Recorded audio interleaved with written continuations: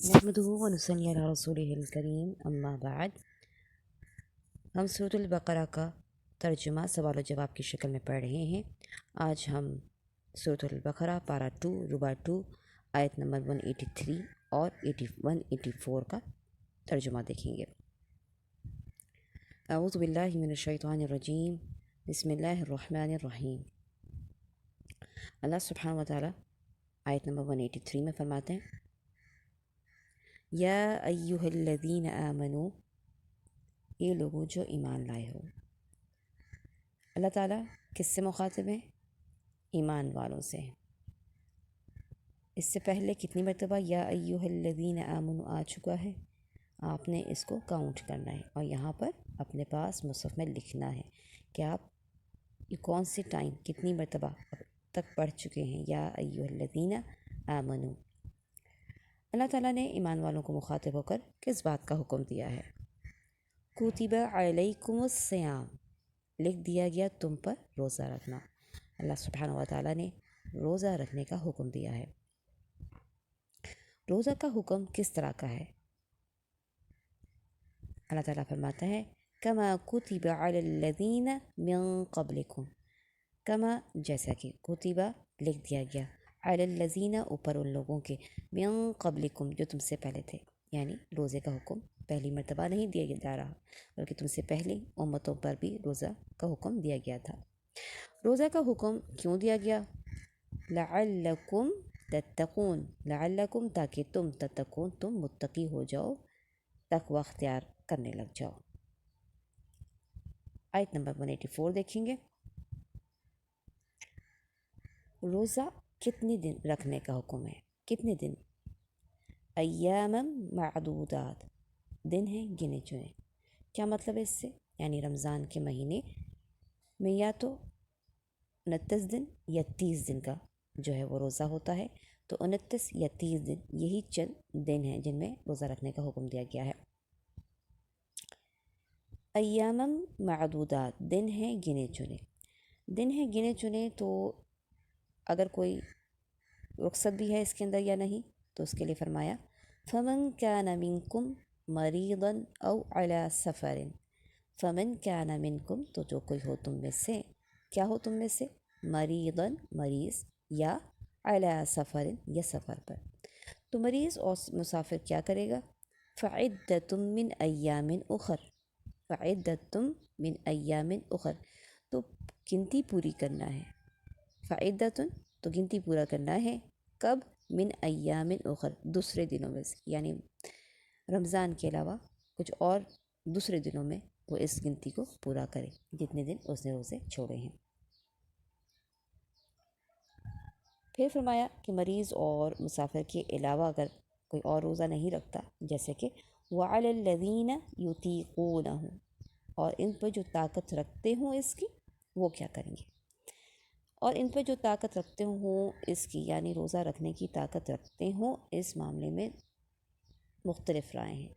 एक तो ये कि युतीक़ूनहु से मुराद ये है कि जो लोग ताकत रखने के बावजूद रोज़ा ना रखें, और दूसरी राय ये है कि जो लोग ताकत रखते हों लेकिन बहुत मुशक्क़त तकलीफ़ के साथ रोज़ा रखते हों।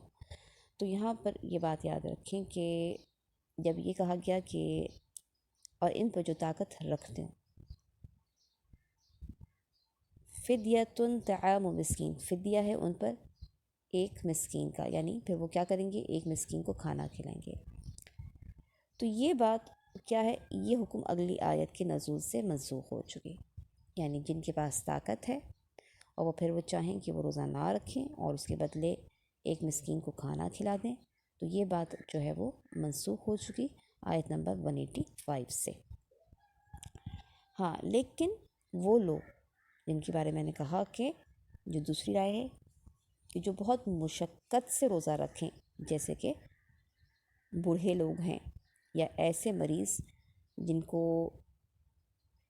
जिनकी शफ़ायाबी की अब उम्मीद नहीं है, तो ऐसे जिनके लिए बहुत ज़्यादा मुशक्क़त उठानी पड़ती है, तो उनके लिए ये हुक्म अभी भी मौजूद है। या फिर जो हामिला ख़ातून है या दूध पिलाने वाली है, उसके लिए ये आयत का ये हिस्सा मनसूख नहीं है। اس کے بارے میں ہم آگے دیکھیں گے مزید۔ تو فی الحال ہم یہ دیکھتے ہیں کہ جو لوگ طاقت رکھتے ہیں اس کی وہ کیا کریں اگر روزہ نہ رکھیں تو فدیتن طعام مسکین، فدیہ ہے کھانا ایک مسکین کا، ایک مسکین کو وہ کھانا کھلائیں گے۔ فدیہ دینے کے بارے میں مزید کیا فرمایا گیا؟ فمن تطوع خیرا فہو خیر اللہ، فمن تطوع خیرا سے کیا مطلب ہے کہ پھر جو کوئی خوشی سے کرے، کیا چیز خوشی سے کرے، یعنی کوئی نیکی خوشی سے کرے، تو یہاں سے مراد یہ ہے کہ فدیہ دینے والا اگر زیادہ فدیہ دیتا ہے فہو خیر لہ، تو وہ بہتر ہے اس کے لیے۔ طاقت رکھنے والوں کو کس کی ترغیب دی گئی ہے؟ یعنی جس کو پاس طاقت ہو تو اسے کیا کرنا چاہیے؟ وَأَن تَصُومُوا، اور یہ کہ تم روزہ رکھو، خیر لکم، بہتر ہے تمہارے لیے، ان کنتم تعلمون، اگر ہو تم علم رکھتے۔ جس کے پاس طاقت ہو اس کے لیے بہتر یہی ہے کہ وہ روزہ رکھے۔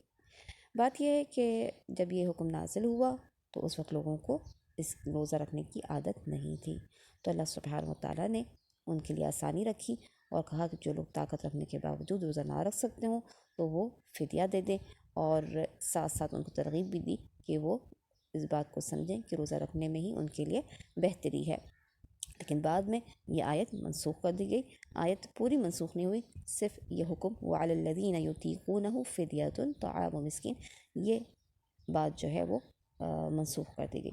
مزید اس حوالے سے ہم دیکھتے ہیں آگے کہ ہمیں اس آیت کے ذریعے جو باتیں پتہ چلتی ہیں وہ یہ ہے کہ وہ حالات جن میں روزہ چھوڑنے کی رخصت ہے، یعنی اللہ تعالیٰ نے روزے تو سب پہ فرض کیے ہیں، تو لیکن روزہ چھوڑنے کی رخصت بھی دی ہے، اجازت بھی دی ہے۔ کن حالت میں؟